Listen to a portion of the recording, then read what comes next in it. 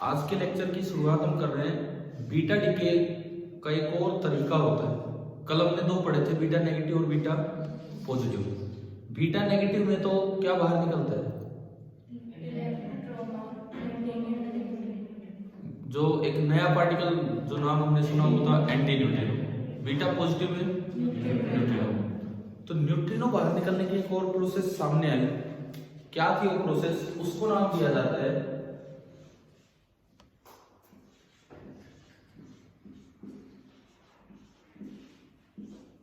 Electron capture.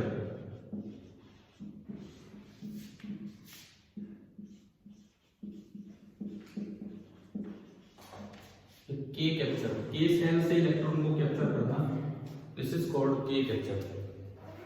ये beta decay का ही दूसरा तरीका है, मतलब एक और तरीके से बीटा पॉजिटिव डीके हो सकता है।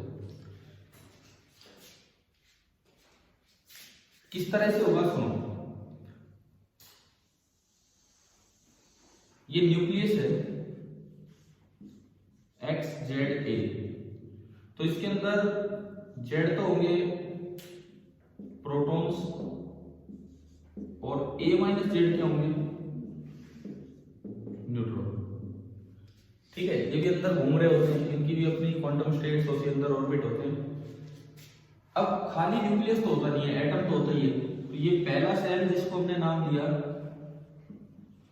कौन सा सेल, के सेल, और इसमें घूम रहा होता है इलेक्ट्रॉन। ठीक है, इनमें से कौन सी ऐसी चीज है जो इलेक्ट्रॉन को अट्रैक्ट करेगी? प्रोटॉन। न्यूट्रॉन तो ऐसा है नहीं, प्रोटॉन है जो इसको अट्रैक्ट करेगा। तो प्रोटॉन क्या करता है, इलेक्ट्रॉन को बुला लेता है। अब ये गलती दोनों की है भाई, ना तो इसको जाना चाहिए था। क्या न्यूक्लियस के अंदर इलेक्ट्रॉन अलाउड है? नहीं है।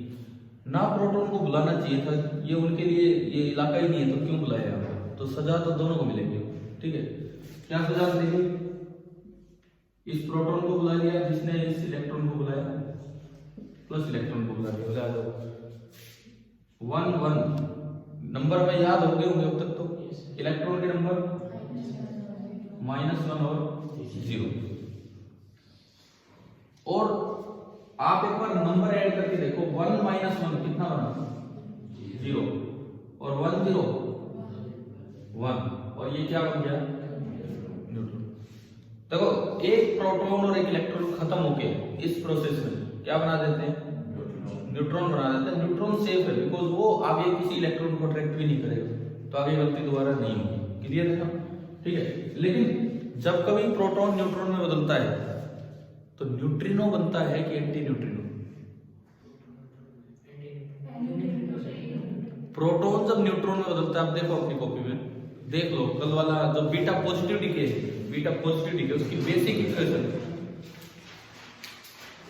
बीटा पॉजिटिव डीके की बेसिक इक्वेशन में प्रोटॉन जब न्यूट्रॉन में बदला तो एक तो पॉजिट्रॉन बना, वो यहां नहीं बनेगा क्योंकि पॉजिट्रॉन उधर बनता, उसकी जगह इधर क्या गया है? इलेक्ट्रॉन। बात है कि वो तो चार्ज बैलेंस के लिए था। ठीक है, तो अब एक ही चीज बची है जिसको क्या नाम देते हैं हम? न्यूट्रिनो।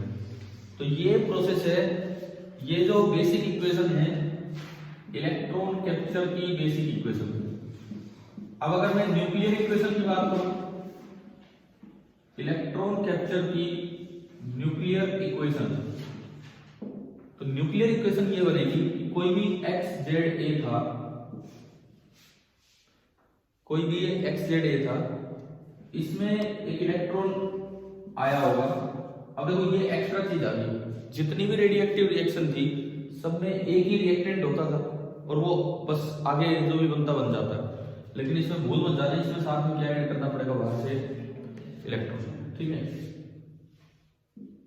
अब देखो एक प्रोटॉन गया, एक प्रोटॉन गया तो एटॉमिक नंबर कितना हो गया?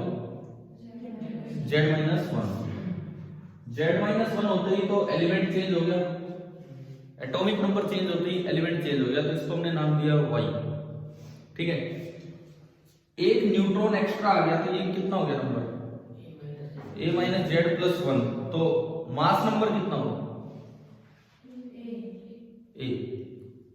जो नया एलिमेंट बनेगा Y, उसके अंदर प्रोटॉन तो हो गए Z-1, न्यूट्रॉन हो गए a minus z plus one, sum करोगे कितना आएगा ए। मैं वो बना के नहीं दिखा रहा हूं अलग से भाई, तो आपने सम किया वो ए ही रहा, पॉजिट्रॉन नहीं आया, साथ में क्या रिलीज हुआ यहाँ पे न्यूट्रॉन। ये आपकी न्यूक्लियर इक्वेशन समझ आ गया, लिख लो।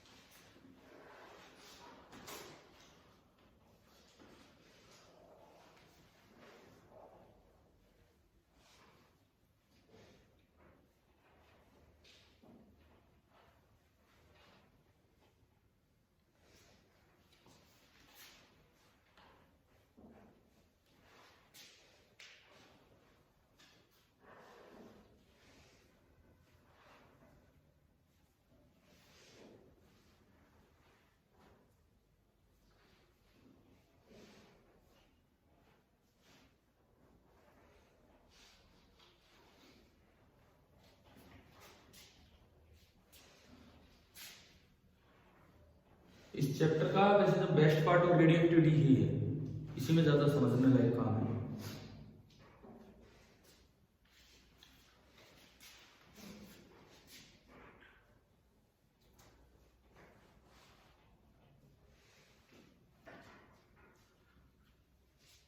अब इस के कैप्चर में एक और चीज हम देख रहे होंगे कि मास डिफेक्ट क्या होगा, बस फिर उसके बाद तो energy Q delta m into c square हो ही जाती है, वो सब नहीं करना, मैं केवल मास डिफेक्ट पे चलूंगा। मास डिफेक्ट पहले तो लिखते हैं न्यूक्लियर मास की टर्म्स में, लेकिन फिर हम उसे किस में कन्वर्ट कर रहे थे, एटॉमिक मास में।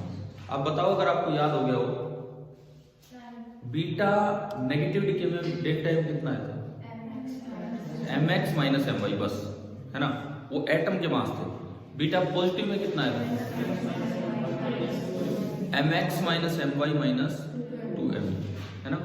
अब इसमें निकालते हैं मास डिफेक्ट, और ज्यादा डिटेल में नहीं चल रहे। एक तो इसका मास डिफेक्ट निकालेंगे, और एक चीज बस ये कि जब कभी ये के कैप्चर प्रोसेस होती है तो अक्सर देखा गया कि एक्सरे निकल के आ रही होती है एटम में से। वो एक्सरे क्यों निकली होगी, क्या यहाँ पे वैकेंसी क्रिएट कर दी, वैकेंसी अगर क्रिएट होगी तो आउटर इलेक्ट्रॉन उतर के नीचे आएंगे, और जब भी आउटर इलेक्ट्रॉन है, वो तो बोर मॉडल वाली बात है, आउटर इलेक्ट्रॉन नीचे उतरेगा तो उसमें से एनर्जी रिलीज होगी, और वो बाई चांस वो किस रेंज की होती है, किस रीजन की एनर्जी चली जाती है, या वेवलेंथ एक्सरे वाली, ठीक है। तो एक लाइन ये ऐड कर देना,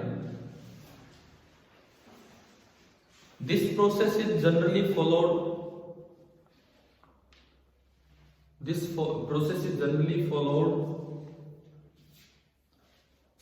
by emission of X-rays. This process is generally followed by emission of X-rays. और रीजन क्या है इसका वो मैं लिखवा नहीं रहा हूं, आपको समझ आ गया ना कि जो आउटर इलेक्ट्रॉन है वो इस के सेल में उतर के आएंगे और उनसे वो एनर्जी रिलीज होगी, ठीक है। चलो आगे। अब अगली चीज इसमें आप लिख दीजिए मास डिफेक्ट, और उसको एटम के मास में कन्वर्ट करके लिखो। करो आप खुद करो, एक बार जैसे हम करते थे, प्रॉपर वे में लिखना, मास ऑफ न्यूक्लियस ऑफ जो भी है, फिर उसको एटम में कन्वर्ट करना।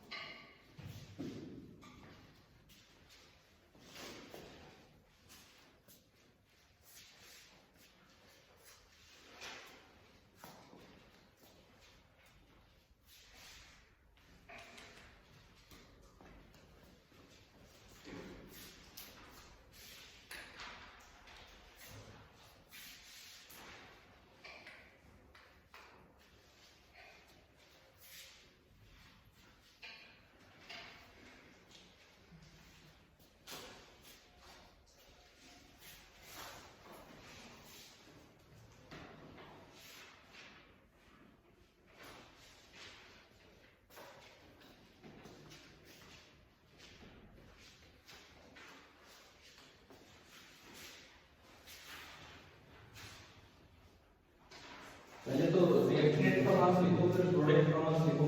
चलो न्यूक्लियस के मास को एटम के मास में कन्वर्ट करो।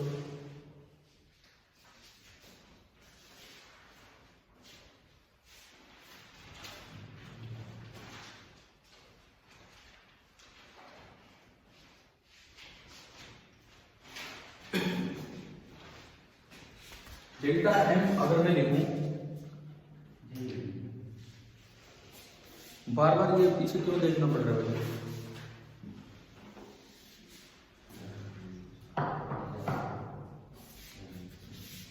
अगर मैं डेल्टा एम इसमें लिखूं, डेल्टा एम, ये हटा दो, डायग्राम हो गया ना आपका, ठीक है।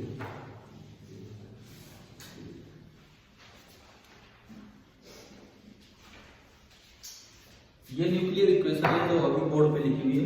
अब अगर मैं डेल्टा एम लिखूं, रिएक्टेंट साइड एक ही दो चीजें हैं, mx माइनस एम वाई, बस देखते हैं। Mass of nucleus of x Z a plus एक इलेक्ट्रॉन होगा, इसको मत भूल जाना, mass of electron, minus reactant में mass of nucleus of Y Z minus one a, और साथ में न्यूट्रिनो, और न्यूट्रिनो एंटी न्यूट्रिनो के मास तो नियरली कितने होते हैं? 0। ये आ गया ना, ये वाला स्टेप समझ, ठीक है। अब हम इनको कन्वर्ट कर दे एटॉमिक मास में, तो एक चीज हम इग्नोर करते हैं, बोला भी होगा हमने पहले, नेग्लेक्टिंग केमिकल बाइंडिंग एनर्जी, क्योंकि उसके बिना एग्जैक्टली बराबर नहीं होता, थोड़ा सा कम ज्यादा होते हैं। तो mass of nucleus of x Z A this is equal to atomic mass of X minus कितने इलेक्ट्रॉन इसमें, एटम में से जेड इलेक्ट्रॉन्स का मास घटाओगे तो ये आएगा। Similarly mass of nucleus of Y Z minus one A, atomic mass of Y minus Z minus one electrons का mass, ये दोनों आपने इसमें पुट किए, तो जो आपका डेल्टा एम निकल के आया वो निकल के आया है, इसकी जगह तो ये M x minus Z M E, एक साथ में है प्लस एम ई, माइनस इसकी जगह ये m Y minus Z minus one m e, बस। अगर इसको मैं थोड़ा और आगे बढ़ाऊं, m x minus Z M e plus m e minus M y, अच्छा माइनस माइनस हो गया plus, plus Z M E और माइनस एम ई। तब देखो माइनस जेड एम ई से plus Z M E cancel हो गया, plus m E से माइनस एम ई कैंसिल हो गया, तो ओनली क्या बचा है, यानी कि के कैप्चर प्रोसेस में भी डेल्टा एम हो गया एम एक्स माइनस, बस और आगे लिखने की जरूरत नहीं है, क्यू बराबर एम सी स्क्वायर, उसको छोड़ो, ठीक है। के कैप्चर में भी ये हमें पता लग गया। तो मेरे पास तीन फॉर्मूले आ गए एटॉमिक मास में, बीटा नेगेटिव में M x minus M Y, beta positive M x minus M Y minus two M ई, और के कैप्चर में M x minus M Y. K capture किसकी जैसी प्रोसेस है, बीटा नेगेटिव की जैसी या बीटा पॉजिटिव की? बीटा नेगेटिव में तो न्यूट्रिनो, वो न्यूट्रिनो निकलता है, उस हिसाब से अगर हम कहें तो ये इसमें प्रोटॉन न्यूट्रॉन में कन्वर्ट हो रहा है, ठीक है। मैं आपको एक लाइन पढ़वाता हूँ इसमें से, बुक में से है, किताब तो एक्सरसाइज में जरूर, लाइन नहीं पढ़ना है, क्वेश्चन भी करना है। Page number 464, page number 464, NCERT page number 464, question number 22, additional से जस्ट ऊपर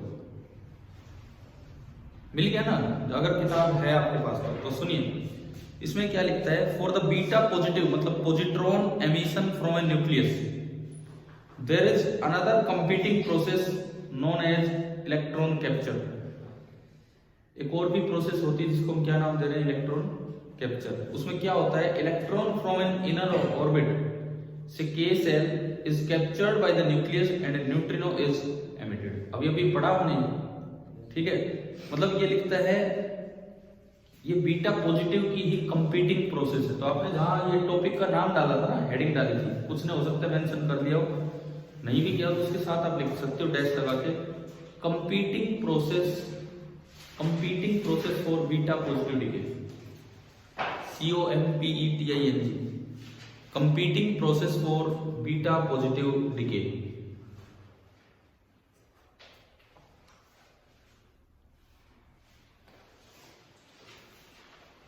अब देखो इसकी इक्वेशन लिखने में थोड़ी सी कमी है, ये एनसीईआरटी बुक ने जो इक्वेशन लिखी है थोड़ी सी टाइपिंग मिस्टेक लगा लो, बताओ क्या गलती है इसमें?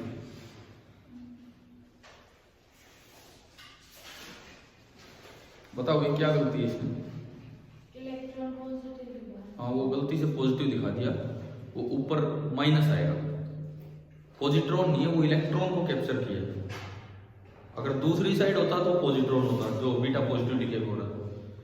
ठीक है, इसके बाद नीचे क्या लिखता है सुनिए, कर दिए जिनकी बुक है आपके पास, माइनस आएगा ई माइनस, उसके बाद लिखता है शो दैट ये बीटा, ये डबल प्लस नहीं है, बीटा पॉजिटिव लिख रहा है वो, ये भी थोड़ी सी टाइपिंग मिस्टेक है, beta positive plus plus VE लिख दो चीज के आगे, beta positive emission is energetically allowed, electron capture is also necessarily allowed but not vice versa.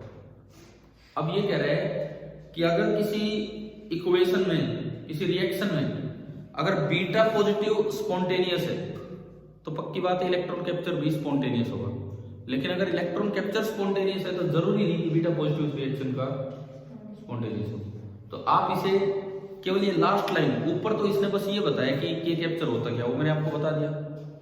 ठीक है, इसका एग्जाम्पल लेना हो के कैप्चर का तो आप ये कर लेना 13.6 का 7th, घर से करना बाद में, 13.6 के 7th में, कल बाकी मैंने करवाए थे ना एक एक दो दो, तो 7th वाला आप करेंगे, इसके एग्जाम्पल लेने के लिए आप वो करेंगे। ठीक है, पीरियोडिक टेबल थोड़ी याद हो तो अच्छा रहता है, नहीं याद हो तो भाई XYZ से काम चलाएंगे और तो क्या। ठीक है, अब आप ये लिखो अपनी कॉपी में क्वेश्चन, एक लाइन का क्वेश्चन लिख दो, शो दैट, यही एनसीईआरटी बुक की वाली लाइन, लास्ट लाइन जो है, if beta positive emission is energetically allowed, show that if beta positive emission is energetically allowed, electron capture is necessarily allowed, electron capture is necessarily allowed but not vice versa।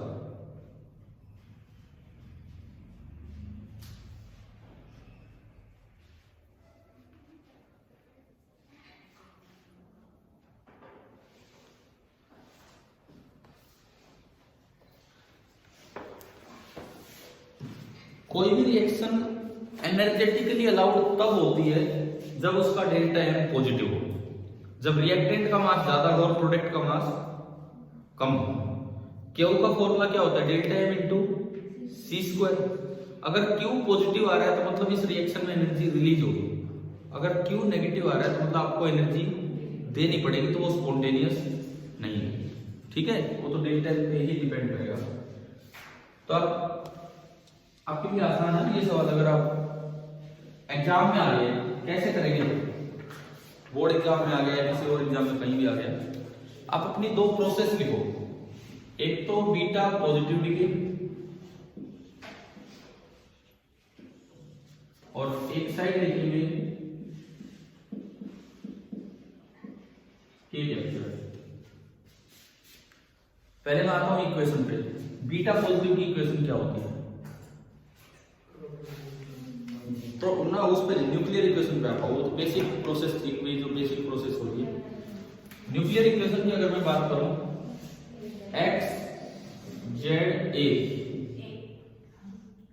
इससे बनेगा y, साथ में क्या release होगा, electron थोड़ी positron, ये कब याद होगी ये चीजें। अच्छा, ये +1 आ गया तो ना आएगा z और ऊपर a और साथ में न्यूट्रिनो, ठीक है। अब देखो इसका मैं लिखूं डेल्टा एम, मैं उसको डेल्टा m1 बोल रहा हूं। हम लिख चुके एटम के मास, कितना होता है -2m। इधर वाली इक्वेशन क्या है XZA, इसमें क्या आया इलेक्ट्रॉन, उससे क्या बनेगा Z-1a। देखो ये सेम बन रहा है, ये सेम बन रहा है, लेकिन बस वो जो पॉजिट्रॉन उधर था वो इधर आके इस इक्वेशन में दिखेगा न्यूट्रॉन। अगर मैं इसमें डेल्टा M2 लिखूं mx my, अगर मैं Q1 लिखूं, Q1 इधर की एनर्जी वो आएगी mx my -2me into c। और अगर मैं इस साइड लिखता हूं डेल्टा Q2 में अगर लिखूं तो वो क्या होगा mx my into c square. अब देखो स्पॉन्टेनियस रिएक्शन तब होती है जब वो Q पॉजिटिव, पहले मैं इधर आता हूं, पहले इस side. If beta positive is spontaneous, मान लो ये वाला डिके स्पॉन्टेनियस है, अपने आप हो रहा है, तो इसका मतलब है कि Q1 पॉजिटिव होगा। C स्क्वायर तो वैसे ही पॉजिटिव होता है, तो Q1 पॉजिटिव का मतलब ये चीज क्या होगी positive. This implies mx minus my minus 2me is greater than 0। इसका ये मतलब है कि mx minus my is greater than 2 times mass of, और मास ऑफ इलेक्ट्रॉन पॉजिटिव होता है कि नेगेटिव? मास तो हर एक चीज का पॉजिटिव होता है।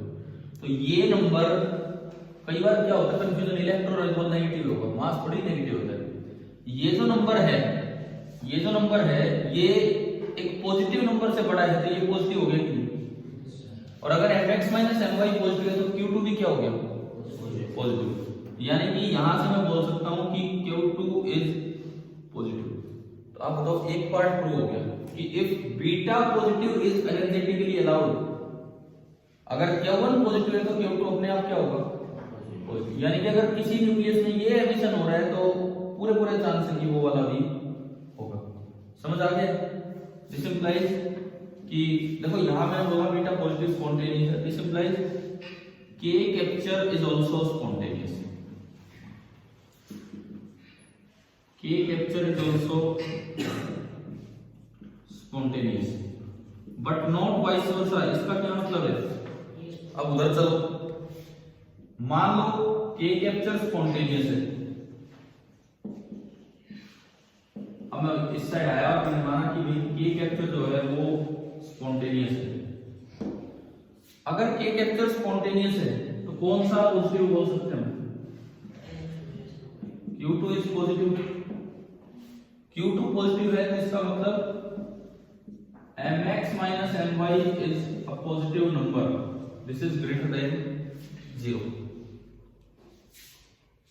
2me भी तो एक पॉजिटिव नंबर है, 2me भी एक पॉजिटिव में से पॉजिटिव घटाऊंगा तो क्या पक्की बात है पॉजिटिव आएगा? नेगेटिव भी आ सकता है। ठीक है, इसका मतलब इसको हम कैसे दिखाएं? दोनों साइड -2me ऐड कर दो, mx minus my minus 2me this is greater than 0 -2me। तो ये जो नंबर है Q2 this is greater than -2me। एक नेगेटिव नंबर से आप बड़े हो, आप -3 से बड़े हो तो आप 4 भी हो सकते हो इधर, और -1 भी हो सकते हो, मतलब आप नेगेटिव साइड भी हो सकते हो। और इसका ये मतलब है कि Q2 में भी नेगेटिव, समझ गए हो ना? -3 से बड़ा तो -1 भी है, जरूर थोड़ी पॉजिटिव में ही आ जाएगा। और अगर Q2 नेगेटिव है, Q2 है कि वो नहीं है, mx minus my Q1 होगा।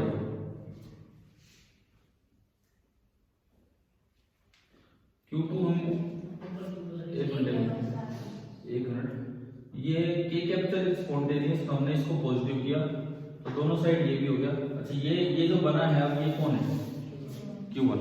तो इसका ये मतलब है कि Q1 में भी नेगेटिव, और अगर क्या वो नेगेटिव हो सकता है तो क्या वो स्पॉन्टेनियस प्रूव होगी?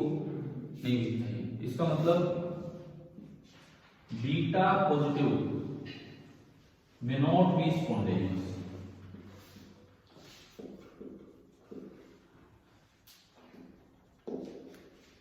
अब बताओ कि आपको ये क्वेश्चन समझ आ गया कि नहीं, कैसे करना था?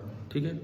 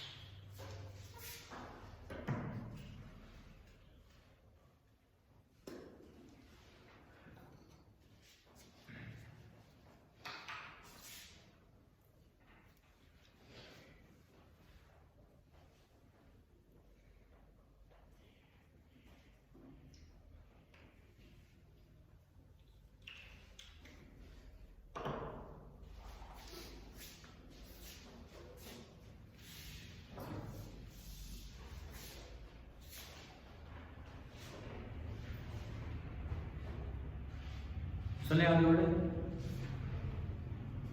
तो मतलब बीटा पॉजिटिव की एक दूसरी प्रोसेस हमने सीख ली, के कैप्चर।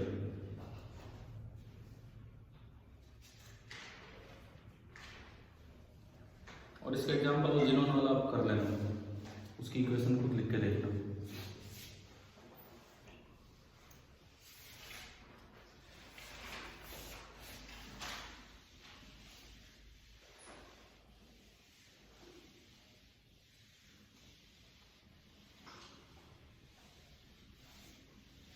हो गया ना?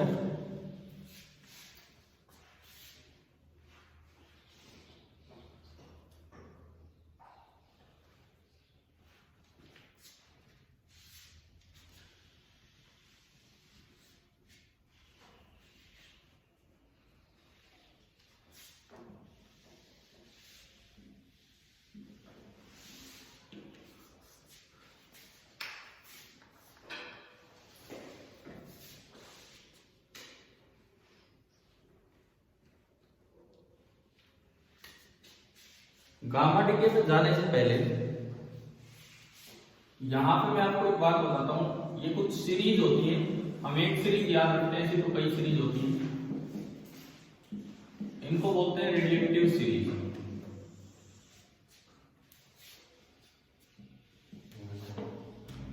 हो गया?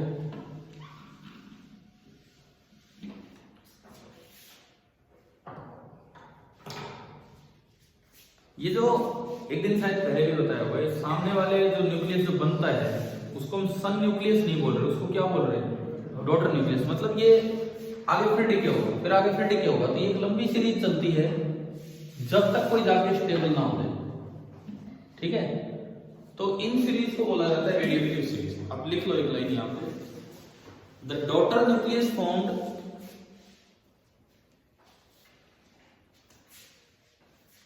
the daughter nucleus formed as a result of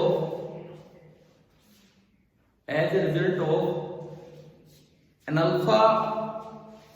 alpha decay or a beta decay may not be stable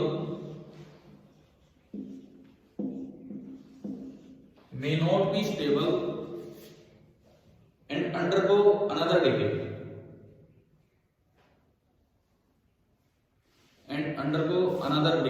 एक और डिके हो जाता है उनका।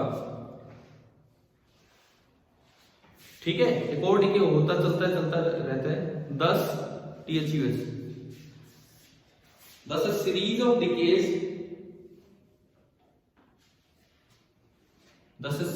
decays proceed decays proceed till a stable nucleus is formed. Till a stable nucleus is formed.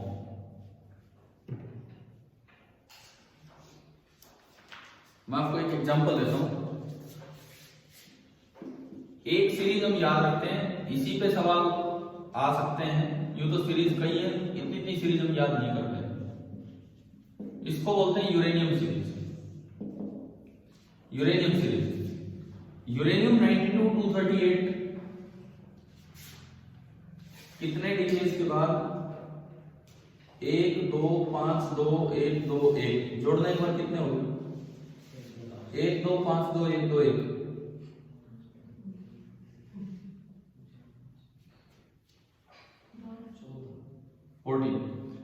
14 decays होने के बाद ये बनता है, और इस सीरीज को नाम दिया जाता है यूरेनियम सीरीज।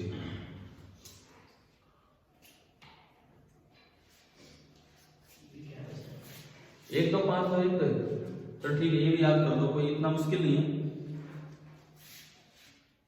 1 2 5 2 1 2 1 और तब जाके स्टेबल हो जाता है। सबसे पहले इसमें होता है एक अल्फा डिके, फिर होते हैं 2 बीटा नेगेटिव डिके, फिर होते हैं 5 अल्फा डिके, फिर होते हैं 2 बीटा नेगेटिव डिके, फिर होता है 1 अल्फा डिके, फिर होते हैं 2 बीटा नेगेटिव डिके, और फिर होता है 1 अल्फा डिके और उसका मास नंबर 210 से 209 से नीचे आ जाता है, तो वहां पे जाके वो स्टेबल न्यूक्लियस हो। ये देखो 206 बना। ऐसी एक्टिनियम सीरीज भी है, और भी सीरीज है, हम याद एक रखते हैं। यूरेनियम सीरीज पे सवाल आ सकता है। लो तो एक फॉर प्रैक्टिस आप बना ही दो ना, फॉर प्रैक्टिस। कैसे? ऐसे नहीं, और एक साथ 2 डिके नहीं होते हैं। एक न्यूक्लियस में एक बार में एक ही डिके होगा, तो ऐसे तो कितनी इक्वेशन लिखनी पड़ेगी यहाँ पे? 14 इक्वेशन। लेकिन हम 14 इक्वेशन नहीं लिखेंगे, हम खाली डॉटर को न्यूक्लियस को आगे बढ़ाते चलेंगे। जैसे देखिए, मैं एक शुरुआत करवाता हूं, आप लेके चलोगे फिर इसको। सबसे पहले देखो, हम ये सीरीज लिखने की कोशिश कर रहे हैं। सबसे पहले यूरेनियम 92 238, सबसे पहले कौन सा डिके होना है? Alpha decay. केवल डॉटर न्यूक्लियस, केवल डॉटर न्यूक्लियस, एक अल्फा। पहले नीचे ध्यान दिया करो। 90 थोरियम ऊपर चलता रहेगा अपने हिसाब से। अब इसके बाद अगले 5 बार बीटा माइनस। आप यूं चलाओ अपनी कॉपी में, पहले तो ये लिख लो और ये सीरीज को स्टार्ट कीजिए। जो एटॉमिक नंबर आपको नहीं पता, मैं बताता रहूंगा कि सिंबल क्या है।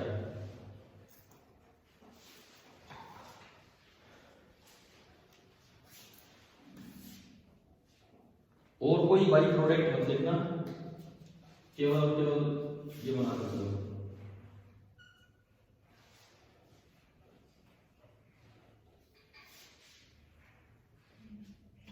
ये हमने गलत लिख दिया, देखो।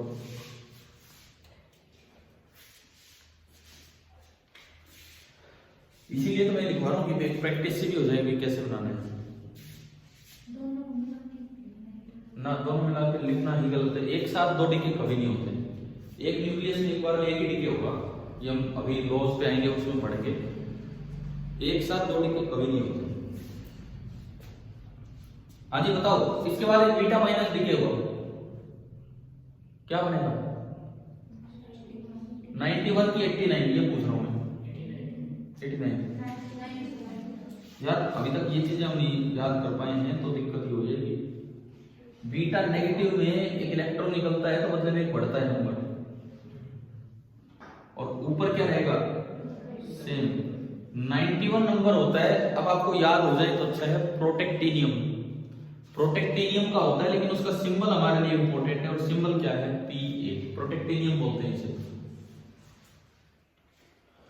अभी तो एक बीटा माइनस हुआ है। अब आप समझ गए, अपनी कॉपी में घुमा देना है सीरीज यूं कैसे करके। हाँ तो करो ये 14 बार ये।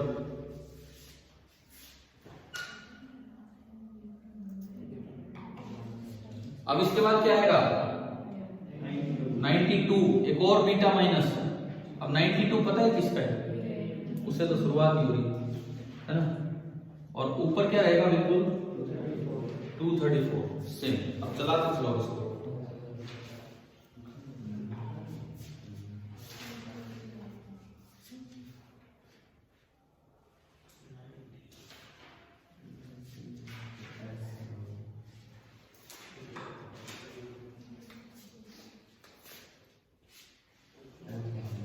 अब इसके बाद अगले 5 स्टेप, 5 बार कौन सा डिके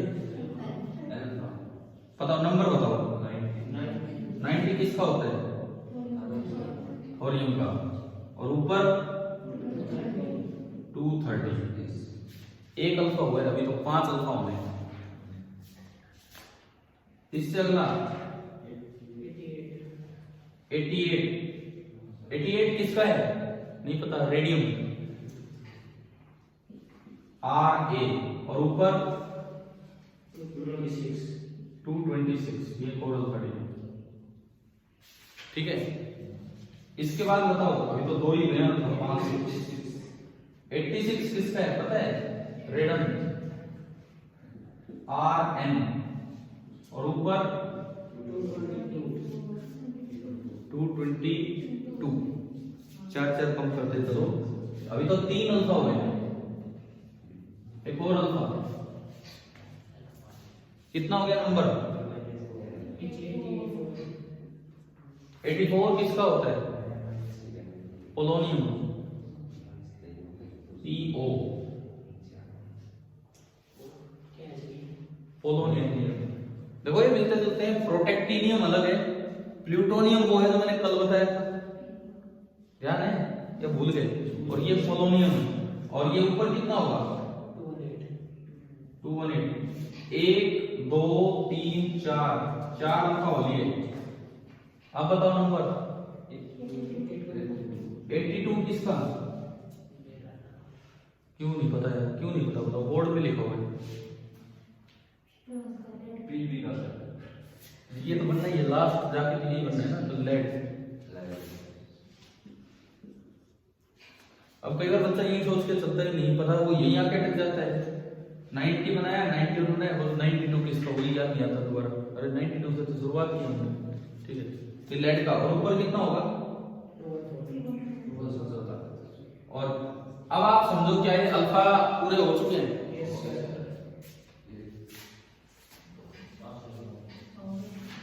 चलो आगे चलो। हाँ तो एक बार में एक करो पहले, बीटा नेगेटिव।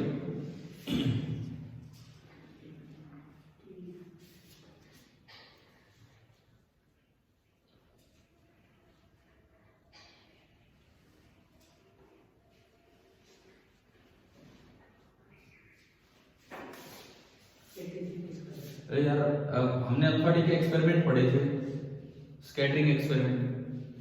उसमें सोर्स क्या यूज किया था?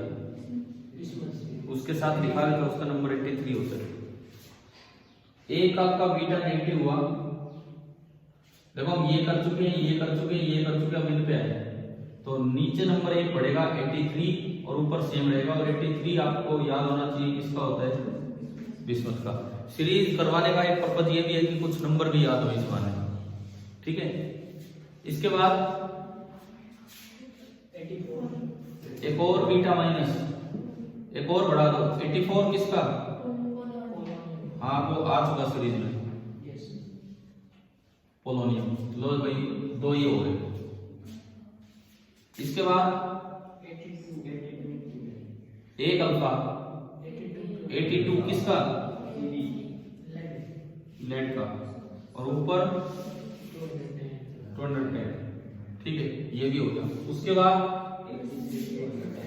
2 बीटा एक एक करके दिखाने होते हैं। एक बीटा नेगेटिव, तो 82 का 83 और 210। ऊपर कितना? ना सॉरी बिस्मथ 209 से ऊपर वाले अनस्टेबल है, तो ये और चलेगा। ठीक है, एक और बीटा नेगेटिव, एक और बीटा नेगेटिव में क्या बना? 84 किसका? पोलोनियम आ चुका सीरीज में। और ऊपर 210। एंड फाइनली ये भी हो गया। अब एक ही होना है अल्फा, और आप अगर एक अल्फा डीके दोगे तो नीचे 2 कम 82 किसका, लेड का, और ऊपर 4 कम कितने, बन गई पूरी सीरीज।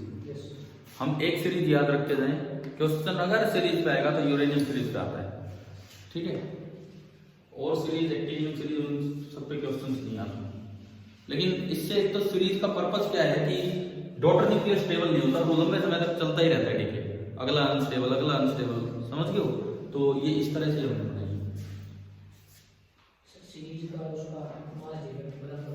सीरीज का और उसका।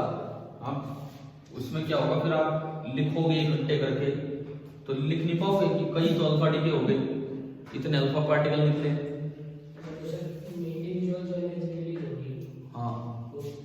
हाँ तो वो उतनी होगी जो इसमें आप इकट्ठा दिखा रहे हो। इकट्ठी तो ये रिएक्शन ही नहीं है ना, कोई एक डिके ही नहीं है ऐसा जिसमें आप लिख पाओ। ये इकट्ठा लिखना पॉसिबल ही नहीं है न्यूक्लियर रिएक्शन की तरह। हम ऐसे थोड़ा लिखेंगे प्लस 1 और 5 6 और 1 7 और 1 8, प्लस 8 तो अल्फा पार्टिकल, फिर इतने इलेक्ट्रॉन, फिर इतने एंटी न्यूट्रिनो, वो लिखते नहीं है। इसी तरह से अलग अलग सीरीज होती है। हमने सोचा रिएक्शन नहीं लिखी पूरी, अब कोई भी रिएक्शन उठाओगे तो उसके इलेक्ट्रॉन या एंटी न्यूट्रिनो अलग से दिखाने पड़ेंगे। चलो रेडियोएक्टिव सीरीज का क्या मतलब है, क्लियर हो गया कि ठीक है। इसके अलावा जैसे और सीरीज की डिटेल में नहीं जाते हैं, आप सीरीज का नाम लिखना चाहो तो लिख सकते हो, और भाई बस ये कैसे बनता है। दूसरी सीरीज लिख लो एक्टिनियम सीरीज।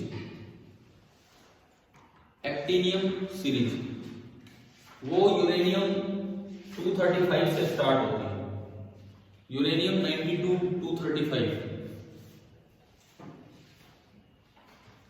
और उसमें कई डिकेज के बाद लेड ही बनता है, लेकिन 207। हम ये याद नहीं करते इसमें कि भाई कितने डिकेज होते हैं कितने नहीं, कभी नहीं पूछा जाएगा, लेकिन फाइनली ये बनता है, और इसको नाम दिया जाता है एक्टिनियम सीरीज। डिटेल इनकी भी मिल जाएंगी भाई, कितने डिके हैं कितने नहीं है, ठीक है ना, वो हमें करना नहीं। एक और सीरीज आप लिख लो थोरियम सीरीज। थोरियम सीरीज उसमें थोरियम से स्टार्ट होगा। थोरियम सीरीज में आप थोरियम से स्टार्ट कीजिए, थोरियम 9232 से बनता लेड ही है 208, लेड 208 बनेगा। ये आपकी होती है थोरियम सीरीज। मैंने आपको 3 सीरीज बताई, लेकिन एक ही डिटेल बताई, याद रख लेंगे आप इसे, ठीक है। यूं आ सकता है सवाल कि यूरेनियम सीरीज में कितने अल्फा डीके होते हैं कितने बीटा डीके, नीचे लिखा हो 8 6 7 5, समझ गए हो। तो कितने हो रहे हैं अगर हम काउंट करें तो 2 और 1 3 तो 5, तो 1 और 5 6 और 1 7 और 1, तो 8 तो होंगे अल्फा डीके और 6 आपके हो जाएंगे बीटा डीके। समझ आ गई ना ये, ठीक है। इसके बाद आते हैं अपने तीसरे डीके पे। तो अब देखो बीटा डीके पे हमने काफी टाइम लगा दिया, पिछली क्लास में भी उससे पीछे भी स्टार्ट हो गया था, तो पूरा बीटा डीके समझ आ गया है कि नहीं, ठीक है। अल्फा डीके में कम टाइम लगाया क्योंकि वहां एक ही प्रोसेस थी, बीटा डीके में तो 3 प्रोसेस हमने पढ़ी, बेसिक इक्वेशन, फिर उससे न्यूक्लियर इक्वेशन, पहले बेसिक प्रोसेस फिर न्यूक्लियर इक्वेशन, मास डिफेक्ट, और एनर्जेटिकली अलाउड है नहीं है, क्या है क्या नहीं। अच्छा, गामा डीके पे आने से पहले लिख दिया, हेडिंग डाल दिया, डाल देता हूँ, स्टार्ट कर लेंगे, कोई बात नहीं। एक स्पॉन्टेनिटी के ऊपर ही मैं क्वेश्चन ले रहा था कि भाई किस तरह से बुक में, फिर दोबारा से हम लौट के आते हैं।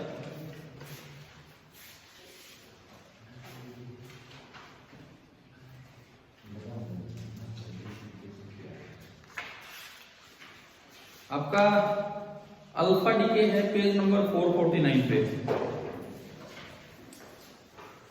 पेज नंबर 449 पे है अल्फा डीके बुक में। इसके जस्ट बाद एक सोल्ड एग्जांपल है पेज नंबर 450 पे।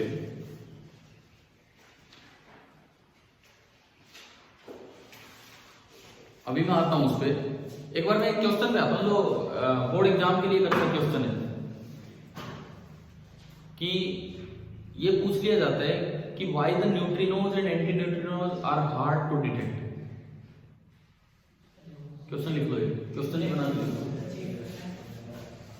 पहले लिखवा दिया क्या? बताओ एक बार, वहां पे लिख दिया है तो बहुत ही अच्छी बात है। अरे इतनी देर में दोबारा देख लेते, नहीं मिल रहा तो कोई बात नहीं, सवाल लिख दो। वाई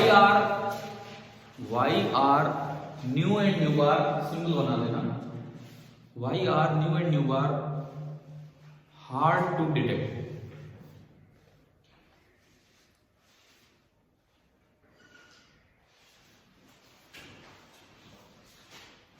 अब देखो इसमें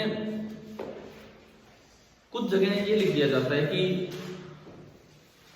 उनका मास 0 है, उनका मास 0 है इसलिए बहुत ही हार्ड है। उनसे ज्यादा 0 मास तो फोटोन का होता है, इनका तो मास नियरली 0 होता है।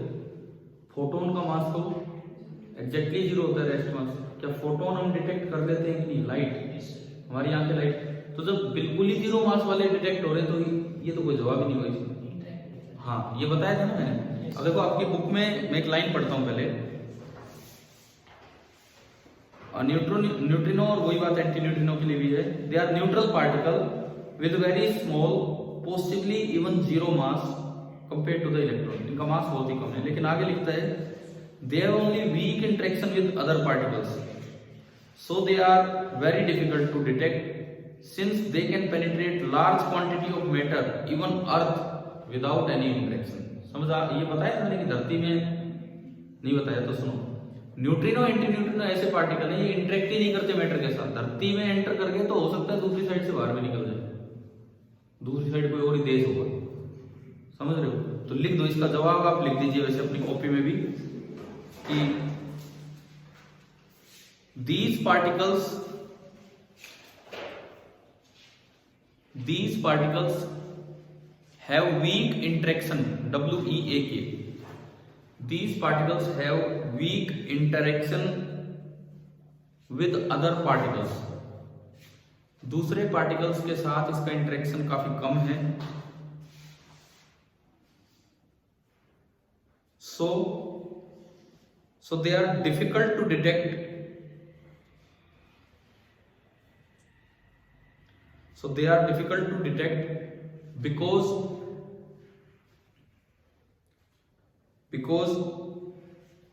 they can penetrate,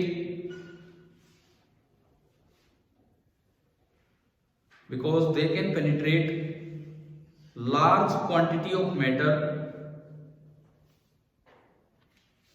they can penetrate large quantity of matter, bracket में डाल दो इवन अर्थ विदाउट एनी इंटरेक्शन।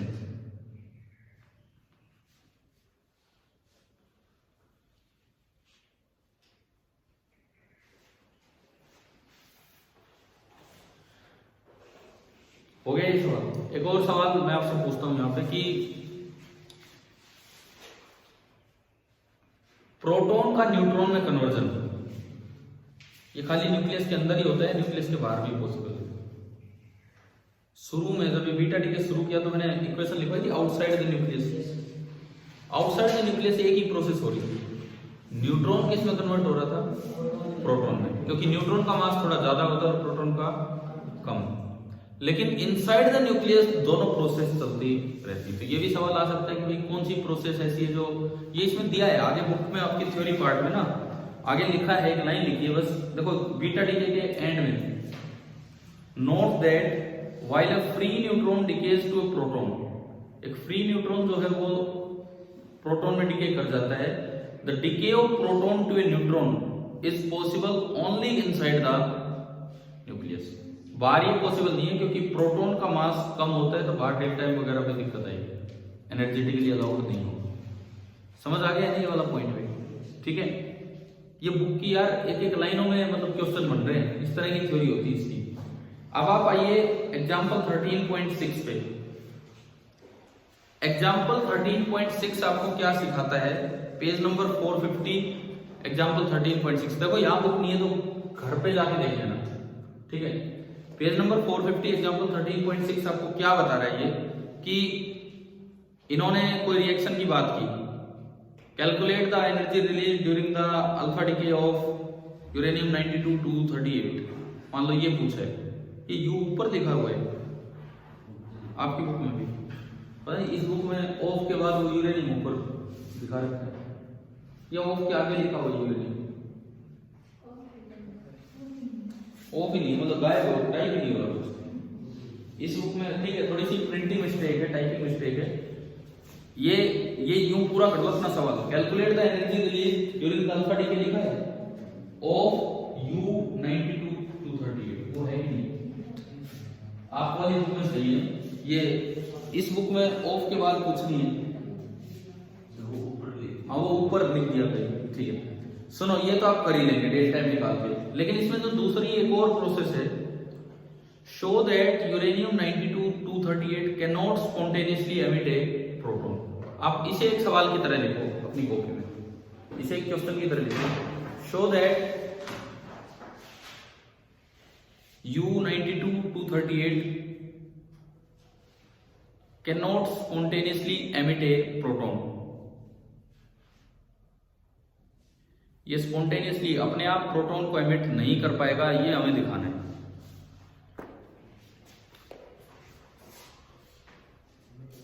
तो भाई पहले तो आप बुक से बिना देखे इसकी इक्वेशन लिखो। मान लो इसकी ये प्रोटॉन एमिट करता है तो U92 238, बस सीधा एरो लगाओ। अब सुनो y अभी लिखेंगे, क्या बनेगा, प्लस करके पहले वो लिख लो। प्रोटॉन होता है 1h1, 1h1 का न्यूक्लियस सिंपली क्या होता है, प्रोटॉन। जैसे हीलियम का न्यूक्लियस अल्फा पार्टिकल होता है, भाई एक हाइड्रोजन एटम का न्यूक्लियस सिंपली क्या होता है, प्रोटॉन, उसमें कोई न्यूट्रॉन भी नहीं होते। तो प्लस करके तो 1h1। अब नंबर घटा के देख लो, 92 था, 1 उधर गया तो नीचे कितना बचा, 91। 91 किसका होता है, प्रोटेक्टिनियम। 91 आपका होता है प्रोटेक्टिनियम का। बन गई क्या आपकी इक्वेशन, बन गई? क्या बनेगी इक्वेशन? आपको यूरेनियम दिया गया 92 238, आपने इसमें से एक प्रोटॉन अलग कर दिया, ये 91 बचा और ऊपर 237 बचा, और ये नंबर किसका होता है, प्रोटेक्टिनियम का। इस सवाल के लिए मैंने तो सीरीज के बीच में लिख दिया, इस सवाल के लिए जो इक्वेशन बनी है वो ये बनी। अब हम लिखेंगे डेल्टा एन। डेल्टा एन बराबर वो वैल्यू जिसमें दे रखी है, इसका मास ये लेना है, इसका मास ये लेना है, समझ गए हो? ये प्रोटेक्टिनियम का भी दे रखा है, यूरेनियम का भी, 1h1 का भी। वो आप वहां से छोड़ो, सीधा डेल्टा एन लिखो। जब ये डेल्टा एन लिखा जाता है, डेल्टा एन में से होगा क्या, mass of uranium minus protactinium minus hydrogen. ठीक है, तो डेल्टा एन निकल के आता है -0.00825 U AMU। सीधा लिख दो आप, डेल्टा एन निकल के आता है -0.00825 AMU। उसको हम कौन सी यूनिट में कन्वर्ट करते हैं, मेगा इलेक्ट्रॉन वोल्ट अपॉन सी स्क्वायर। उसी को दोबारा लिखो, बराबर -0. जो भी लिखा था ये इनटू किससे मल्टीप्लाई करते हैं, 931.5, और यूनिट चेंज कर दो, मेगा इलेक्ट्रॉन वोल्ट अपॉन सी स्क्वायर। सी स्क्वायर से सी स्क्वायर बाद में कटेगा, कब कटेगा, जब क्यू निकालेंगे। क्यू निकालो, delta m into c square, सी स्क्वायर से सी स्क्वायर काट दो और ये वैल्यू आएगी -7.68 mega electron volt.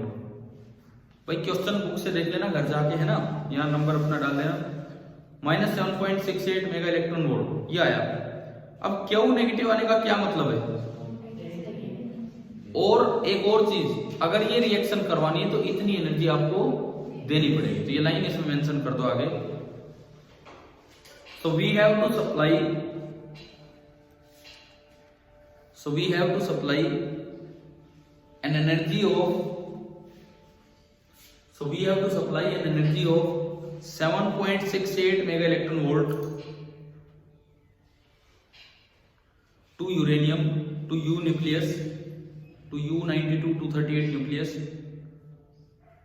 to emit a proton. And the reaction is non-spontaneous. And the reaction is non spontaneous, ये स्पॉन्टेनियस नहीं है। स्पॉन्टेनिटी वाली बातें आ गई समझ में। अब आखिरी डीके हमारा कौन सा डीके आया? Gamma DK. गामा डीके कुछ खास नहीं है, छोटा सा डीके है गामा डीके। गामा डीके पहली बात ये कि कभी भी एक पेरेंट न्यूक्लियस से डायरेक्ट गामा डीके नहीं होता है। जो ताजा ताजा अभी डॉटर न्यूक्लियस बना है आफ्टर अल्फा डीके और आफ्टर बीटा डीके, वो अक्सर एक्साइटेड स्टेट में मिलता है और कोई पार्टिकल नहीं, केवल एनर्जी बाहर आके वो स्टेबल होता है। इस डीके को ही क्या बोलते हैं? Gamma DK. बिकॉज आपको याद होगा गामा रे तो एक ईएम वेव है, गामा रे तो एक ईएम वेव है, तो उसके डीके में केवल एक फोटोन बाहर आएगा, लाइट बाहर आएगी, एनर्जी बाहर आएगी और कोई पार्टिकल इलेक्ट्रॉन, पॉजिट्रॉन या अल्फा जैसी चीज बाहर नहीं आती। ठीक है, हेडिंग तो आपने डाल ही ली है गामा डीके, बस वैसे तो कल पूरा करेंगे लेकिन आप एक दो लाइनें लिख के बस फिनिश कीजिए इसे। Gamma decay. अच्छा, ये क्यों होता है कि बाहर अगर अल्फा या बीटा डीके नहीं हुआ है तो क्यों नहीं होता गामा डीके? क्योंकि न्यूक्लियस के अंदर भी ऐसी स्टेट्स होती हैं जैसे इलेक्ट्रॉन की होती है, ground state, first excited state, second excited state. अब बाहर की बात करें तो वहां गैप इलेक्ट्रॉन वोल्ट में होता है, न्यूक्लियस में गैप किस में होता है? मेगा इलेक्ट्रॉन वोल्ट में, 10⁶ टाइम्स ज्यादा, मिलियन टाइम्स ज्यादा।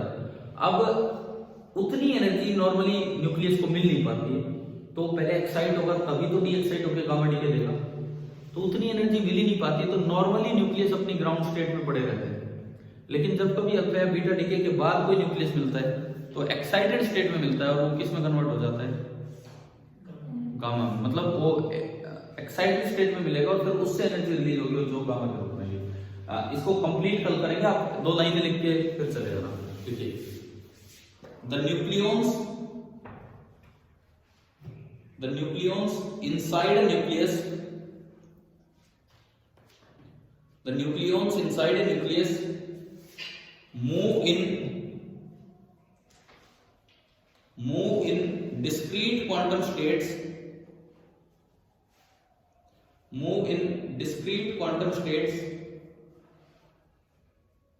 with definite energies,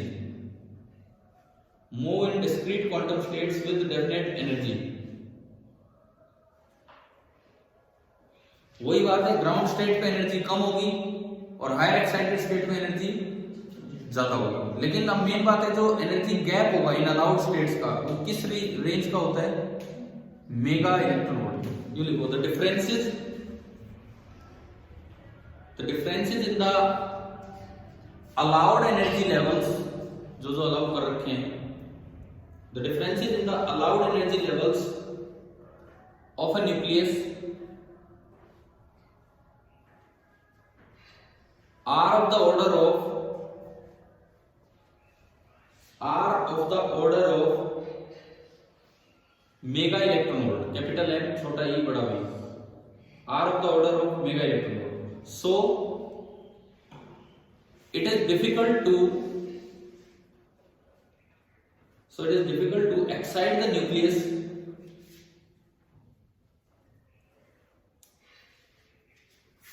to higher energy levels. So it is difficult to excite the nucleus to higher energy levels by usual methods.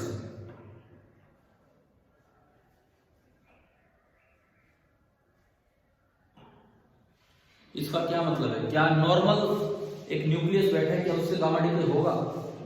नहीं होगा। So gamma decay does not take place,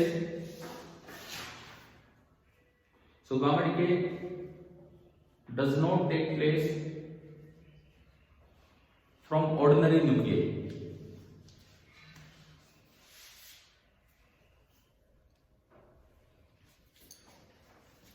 ठीक है, अब आएगी दूसरी बात। पहला पॉइंट क्लियर हो गया। गामा डीके किन में होगा? जब भी कभी अल्फा या बीटा डीके होता है उसके बाद जो डॉटर न्यूक्लियस मिलता है जनरली वो एक्साइटेड फॉर्म में होता है। जब वो ग्राउंड स्टेट में आएगा तो एनर्जी रिलीज करेगा mega electron volt release. Mega electron volt का फोटोन इतना ज्यादा एनर्जी का है, सबसे ज्यादा एनर्जी वाला फोटोन गामा वाला था उस ईएम स्पेक्ट्रम में। सबसे ज्यादा एनर्जी वाला फोटोन सबसे कम वाला radio, micro, infrared, visible, ultraviolet, X ray and then, तो वो गामा रे बाहर आती हैं और उससे वो स्टेबल होता है। और इस डीके को ही क्या बोल दिया गया था, गामा डीके। दूसरा पैरा ये अपना बना के लिख लो, when an alpha or beta decay takes place, when an alpha or beta decay takes place, the daughter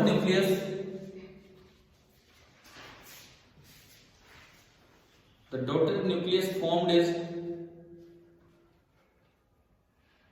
generally in excited state.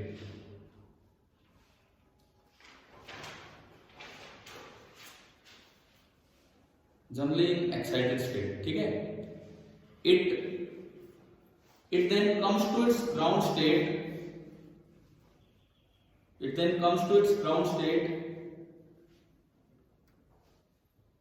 by emitting gamma ray photons.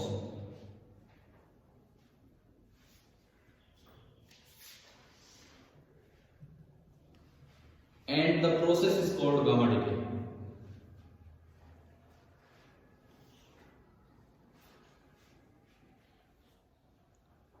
And the process is called gamma decay. देखिए एक बार finish हो जाएगा gamma DK, इतना ही है, बड़ा है नहीं। देखो इसकी प्रोसेस तो इतनी सी है, कोई भी अल्फा डीके हुआ, बीटा डीके हुआ, कुछ भी हो, आइदर अल्फा और बीटा, एक्स से बना एक वाई, साथ में कुछ भी निकला हो, लेकिन ये वाई जनरली कौन सी फॉर्म में मिलता है, एक्साइटेड, मैंने स्टार लगा दिया। उसके बाद ये जो वाई स्टार है ये केवल बस वाई ही रहेगा, कुछ चेंज नहीं आना, सेम रहेगा, मास नंबर, एटॉमिक नंबर बिल्कुल सेम, ठीक है। बस साथ में फोटोन निकलेंगे और जिनको क्या बोलते हैं, कौन सी रेखे है वो, इस डीके को नाम दिया जाता है कि ये कौन सा डीके है, गामा डीके। एक एग्जांपल लेते हैं इसका, ये लिखो इक्वेशन।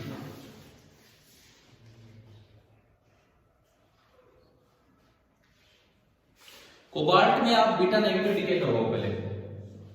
कोबाल्ट 2760 में बीटा नेगेटिव डीके करवाइए। कितना नंबर बनेगा नीचे, 28, ये निकल का होता है, निकल और 60, साथ में क्या रिलीज होगा, इलेक्ट्रॉन, और क्या रिलीज होगा, एंटी न्यूट्रॉन। अब ये ना डबल एक्साइटेड, मतलब सेकंड स्टेट में मिलता है ये निकल का। अभी तक हम इस बात पर ध्यान नहीं दे रहे थे। अब देखो एक होती है निकल की ग्राउंड स्टेट, ये निकल न्यूक्लियस है, और ये है इसकी ग्राउंड स्टेट। इससे कुछ ऊपर होती है फर्स्ट एक्साइटेड स्टेट, एंड ये आपकी होती है second excited state. First excited state को हम निकल स्टार से रिप्रेजेंट कर देते हैं, और सेकंड एक्साइटेड स्टेट को निकल डबल स्टार। तो ये न्यूक्लियस अभी यहां मिला है, और इन अलाउड एनर्जी लेवल्स में जो गैप होता है वो मेगा इलेक्ट्रॉन वोल्ट का होता है। ये जो पहला गैप है, this is 1.33 mega electron volt. ये ग्राउंड स्टेट है, ये फर्स्ट एक्साइटेड स्टेट है,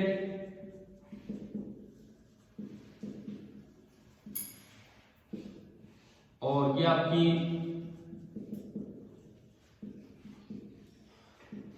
सेकेंड एक्साइटेड स्टेट है। ठीक है, डायग्राम बनाओ उसके साथ, एग्जाम्पल के साथ। और ये जो गैप होता है आपका, this is 1.17 mega electron volt. ये गैप इतना होता है।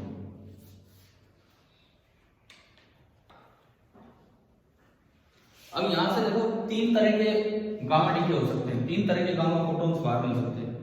या तो ये डायरेक्ट यहां उतर जाए,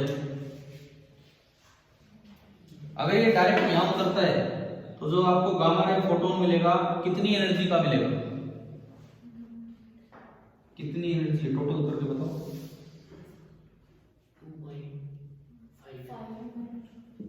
तो मिला 2.5 मेगा इलेक्ट्रॉन वोल्ट फोटोन। आ रहा है ना समझ में?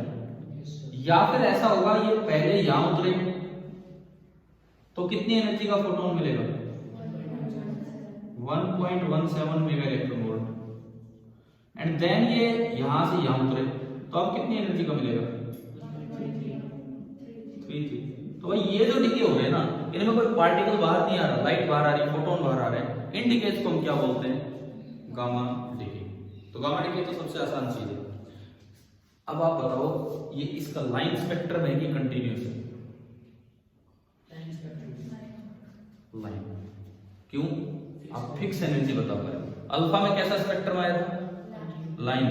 बीटा में कॉन्टिन्यूस। कल पढ़ाया था वो कि एनर्जी बता ही नहीं पा रहे कितनी, तो इलेक्ट्रॉन लेके जा रहा है, कितना एंटी न्यूट्रिनो। समझ गए हो? और गामा में फिर से कैसा हो गया? Line spectrum. यहां लिख देना कि gamma decay has line spectrum. Gamma decay has line spectrum. ये कोबाल्ट वाला एग्जांपल मैंने आपकी बुक से ही लिया है। गामा डिके में यही एग्जांपल दिया गया था यहाँ पे एनसीईआरटी बुक की थ्योरी में।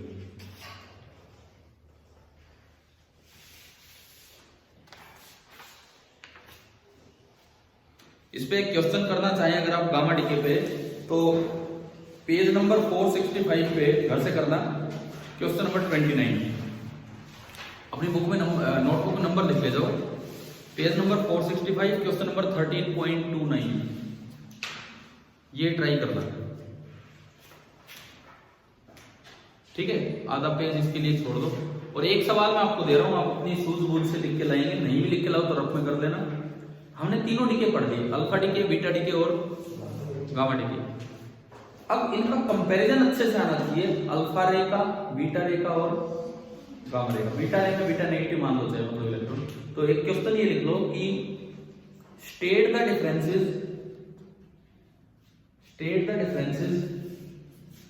बिटवीन अल्फा रे, बीटा रे एंड गामा रे। मैं करवा दूंगा कल, एक मतलब यूं कर देंगे, यहाँ जैसे पेज है, यहाँ प्रॉपर्टी अल्फा, बीटा, गामा, इस तरह से पूरा पेज लग जाएगा, एक पूरा पेज उसमें लग जाना है। ठीक है, तो बताओ रेडियो एक्टिविटी अभी पूरा नहीं हुआ। रेडियो एक्टिविटी समझ आ रहा है यहाँ तक क्या कहते हैं? ठीक है, आगे कल करते हैं।